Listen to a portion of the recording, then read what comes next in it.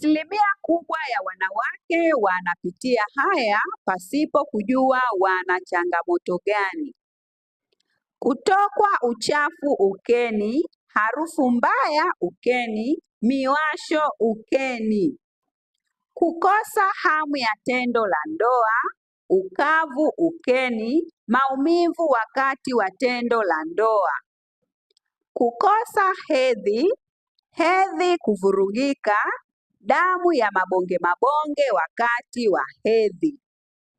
Mimba kuharibika, kutokushika ujauzito, maumivu makali ya tumbo chini ya kitovu.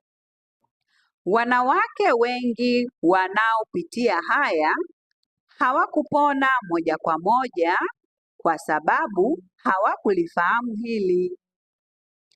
Ili mwanamke apone moja kwa moja, anatakiwa atibiwe mfumo mzima wa uzazi.